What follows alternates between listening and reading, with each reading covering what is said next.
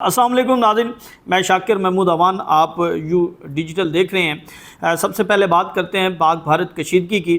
جے شنکر کی جانب سے ایک بیان دیا گیا تھا جس میں انہوں نے یہ کہا کہ پاکستان پر حملہ کرنے سے پہلے ہم نے پاکستانی حکومت کو آگاہ کیا تھا، جس کے بعد اپوزیشن لیڈر جو بھارت کے اندر ہیں راہل گاندھی، ان کی جانب سے جے شنکر پر الزامات لگائے گئے اور ان کے خلاف مقدمہ درج کرنے کا مطالبہ کیا گیا۔ انہوں نے کہا کہ جے شنکر نے پہلے اطلاع دے کر پاکستانی قوم کو، پاکستانی حکومت کو، پاکستانی افواج کو انہوں نے الرٹ کر دیا تھا، اور ان کے اس اقدام کی وجہ سے ہمارے رافیل گرے، ہماری افواج کو بہت زیادہ نقصان ہوا، اور جوابی حملے میں انہوں نے ہمیں جو ہے وہ بہت زیادہ نقصان پہنچایا، اور اس کا سارا ذمہ جو ہے وہ جے شنکر پر اور موجودہ حکومت پر ہے کہ انہوں نے اتنی بڑی غداری کی، مخبری کی، اور ان کے خلاف مقدمہ درج ہونا چاہیے۔ اور یہ مطالبہ جو ہے وہ زور پکڑنا شروع ہو گیا، انڈین میڈیا کے اوپر گفتگو شروع ہو گئی، انڈین عوام جو ہے اس پر جو ہے وہ سیخ پاتی۔ تو آج ایک بیان آیا ہے جو ترجمان ہے وزارت خارجہ بھارت کے رندھیر جیسوال، انہوں نے کہا ہے کہ جو جے شنکر نے بیان دیا وہ سیاق و سباق سے ہٹ کر جو ہے وہ پیش کیا گیا۔ انہوں نے کہا کہ ہم نے ضرور اطلاع دی، لیکن جب ہم نے حملہ کر لیا اس کے بعد جو ہے وہ پاکستانی حکومت کو بتایا کہ ہماری طرف سے یہ آپریشن کیا گیا ہے، ہماری طرف سے یہ اقدام کیے گئے ہیں۔ تو اب جو بھارتی حکومت ہے وہ اتنی تذبذب کا شکار ہے، اتنی گھبراہٹ کا شکار ہے کہ اب وہ اپنے بیانات بھی واپس لے رہی ہے، جیسے انہوں نے پہلے بیانات دیے، اور اب یہ دیکھیے گا آنے والے دنوں میں یہ ٹرمپ کے بھی پاؤں پکڑیں گے، اور جو انہوں نے ٹرمپ کے حوالے سے کہا کہ وہ کون ہوتا ہے ثالثی کا کردار ادا کرنے والا، وہ کون ہوتا ہے جنگ بندی کرنے والا، تو یہ اس کے بھی پاؤں پکڑیں گے۔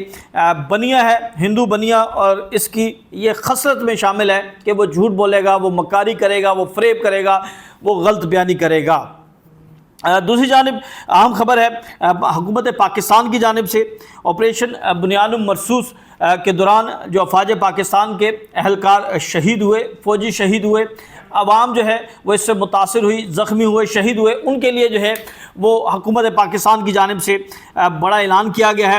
حکومت پاکستان کی جانب سے کہا گیا ہے کہ پاکستانی فوج کے شہید ہونے والے اہلکاروں کے ورثاء کے گھر کی سہولت کے لیے عہدے کے لحاظ سے 1,90,00,000 روپے سے لے کر 4,20,00,000 روپے تک جو ہیں وہ دیے جائیں گے، اور ریٹائرمنٹ کی تاریخ تک ان کی تنخواہیں بما الاؤنسز جاری رہیں گے۔ ان کے بچوں کو گریجویشن تک مفت تعلیم دی جائے گی، اور شہید ہو جانے والے اہلکاروں کے بیٹیوں کی شادی کے لیے 10 لاکھ روپے کی میرج گرانٹ بھی دی جائے گی۔ افواج پاکستان کے زخمیوں کے لیے 20 لاکھ روپے سے لے کر 50 لاکھ روپے تک ادا کیے جائیں گے، جبکہ سویلین کے لیے 10 لاکھ سے 20 لاکھ تک رقم دی جائے گی، اور سویلین کو 1 کروڑ سے 80 لاکھ روپے تک بھی دیے جائیں گے جو اس واقعات کے دوران، اس جنگ کے دوران جو ہے وہ شہید ہوئے۔ تو پاکستانی حکومت کی جانب سے یہ اعلان کیا گیا، احسن اقدام ہے، اور اس حوالے سے پاکستانی حکومت نے آج باضابطہ طور پر اس کا اعلان بھی کر دیا ہے۔ دوسری جانب ناظرین ایک اور خبر جو ہے وہ عالمی منظرنامے کے حوالے سے بڑی اہم ہے۔ آج قومی اسمبلی کے اندر جو ہے وہ ایک انکشاف کیا گیا کہ پاکستان کے جو لوگ ہیں، پاکستانی شہری، دنیا بھر کے 67 ممالک میں جو ہیں وہ قید ہیں، اور یہ جو تفصیلات ہیں یہ نائب وزیر اعظم اسحاق ڈار کی جانب سے قومی اسمبلی کے اندر پیش کی گئی، اور یہ بتایا گیا، یہ انکشاف کیا گیا کہ 67 ممالک میں مجموعی طور پر 23,456 پاکستانی قید ہیں، جو کہ بڑی تشویشناک خبر ہے۔ اور انہوں نے بتایا کہ سب سے زیادہ پاکستانی قیدی سعودی عرب میں ہیں، جہاں ان کی تعداد 12,156 ہے، اور اس کے بعد متحدہ عرب امارات UAE جس میں 5,292 پاکستانی قید ہیں، اور دیگر ممالک میں پاکستانی قیدیوں کی تعداد جو ہے وہ بھی میں آپ کے سامنے رکھ دیتا ہوں۔ چین میں 400 قیدی ہیں، بحرین میں 450 قیدی ہیں، افغانستان میں 88 قیدی ہیں، قطر میں 388 قیدی ہیں، اور عمان میں 309، ملائیشیا میں 255، آسٹریا میں 30، سوئٹزرلینڈ اور جارجیا میں ایک قیدی ہیں۔ جو سوئٹزرلینڈ میں ہیں ان پر یہ الزام ہے کہ وہ گھریلو تشدد کی شکایت ہے، اور جارجیا کے جو قیدی ہیں ان کی تفصیلات فراہم نہیں کی گئی۔ فرانس میں 168، जर्मनी में 94, कनाडा में 9, डेनमार्क में 27, अज़रबैजान में 16, तुर्की में 308, यूनान में 811, इराक में 672, इटली में 586, बरतानिया में 275, जबकि भारत में 683 पाकिस्तानी जो हैं वो कैद हैं। वज़ारत ख़ारजा ने यह बताया है कि पाकिस्तानी कैदियों की मदद के लिए जामे हिकमत अमली पर अमल कर रहे हैं। ख़ास तौर पर मामूली या गैर फौजदारी जराइम में मुलव्वस अफराद के लिए सफारती मिशन, कैदियों को कानूनी इमदाद, तर्जुमा की खिदमात और कौंसल रसाई फ़राहम कर रहा है। देखें नाज़रीन, इनमें जो ज़्यादातर कैदी हैं, जो तफसीलात दी गई हैं, उनमें ज़्यादातर कैदी जो हैं जिनके ऊपर जो है वो मंशियात की स्मगलिंग, वहाँ पर कत्ल, डकैती और जिनसी तशद्दुद वगैरह, फिर चोरी और मनी लॉन्ड्रिंग के जो हैं वो इल्ज़ामात हैं। और ज़्यादातर जो कैदी हैं वो गैर कानूनी तौर पर क़याम या गैर कानूनी तौर पर उस मुल्क के अंदर जो है वो एंट्री के दौरान जो है वो गिरफ़्तार हुए। तो ये एक बड़ी खौफनाक सूरत हाल है कि पाकिस्तान के 23,456 पाकिस्तानी जो हैं वो दुनिया के 67 ममालिक में कैद हैं। और ये आलमी सतह पर भी पाकिस्तान के लिए जो है कोई अच्छी खबर नहीं है। लेकिन इस हवाले से हुकूमत पाकिस्तान को ये चाहिए कि जो ख़ास तौर पर मामूली जराइम के में गिरफ़्तार पाकिस्तानी हैं उनके लिए जो है वो इक़दामात करने चाहिए, और उनके लिए जो पाकिस्तान के जो अहम शख्सियात हैं उनके साथ भी जो है वो रब्ता करके उन लोगों को जो है वो लीगल एड फ्राहम की जा सकती है। 26 नवंबर के हवाले से नाज़रीन बात करते हैं। इस्लामाबाद से एक बड़ी अहम खबर सामने आई है कि 26 नवंबर में जो पाकिस्तान तहरीक-ए-इंसाफ के वो कारकुनान जिनकी ज़मानतें इंसदाद दहशतगर्दी अदालत ने मुस्तरद की थी, आज उनके लिए अच्छी खबर जो है वो इस्लामाबाद हाई कोर्ट से आई है।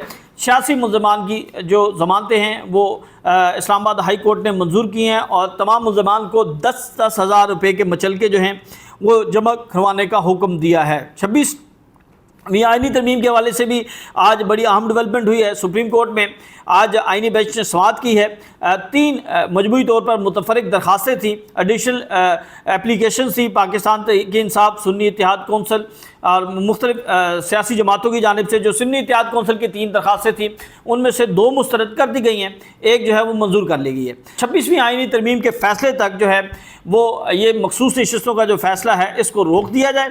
और इसके बाद ये कहा गया था कि जो आइनी बेंच है उसके ऊपर एतराज़ किया गया था। ये कहा गया था कि जिस बेंच ने ये फ़ैसला तहरीर किया, जिन जजेस ने, उन जजेस को शामिल नहीं किया गया, या इससे पहले जो बेंच के अंदर जजेस थे 5 जजेस जो इस वक्त सुप्रीम कोर्ट में मौजूद हैं उनको इस बेंच में शामिल नहीं किया गया, और ये बेंच जो है ये समाअत नहीं कर सकता है। तो इस एतराज़ को भी मुस्तरद कर दिया गया। ताहम एक जो एतराज़ मुस्तरद नहीं हो सका वो टेक्निकली कि जो मखसूस नशिस्तों का केस था उसकी समाअत बराह रास्त हुई थी। तो ये इस्तदा की गई कि जब वो दरख्वास्त जो है वो बराह रास्त समाअत हुई तो इस दरख्वास्त को भी बराह रास्त समाअत किया जाए। तो ये इस्तदा जो है वो मंजूर करना पड़ी और मंजूर हो गई है। अब जो है आइंदा जो समाअत है वो 26 मई को होगी। तो अब ये सुन्नी इत्तेहाद कौंसिल और पाकिस्तान तहरीक-ए-इंसाफ के पास ये मेरे ख्याल में आखिरी मौका है कि वो दुनिया के सामने, पाकिस्तान के सामने जो है 26वीं आइनी तरमीम के बाद जो गैर आइनी, गैर कानूनी और इस तरह के इक़दामात हुए वो सारी कौम के सामने रखें। बराह रास्त इसकी टेलीकास्ट होगी। तो ये एक पाकिस्तान तहरीक-ए-इंसाफ के पास नादिर मौका है। और 26 मई को इस पर समाअत होने जा रही है। फिर 27 मई को लाहौर हाई कोर्ट में भी इमरान खान की जमानतों की समाअत है। तो आइंदा आने वाला हफ्ता जो है वो पाकिस्तान की पॉलिटिक्स के लिए, पाकिस्तान की आइन और कानून के हवाले से जो है वो बड़ा अहम होगा। अगले व्लॉग तक के लिए हमें इजाज़त दें। अल्लाह हाफ़िज़।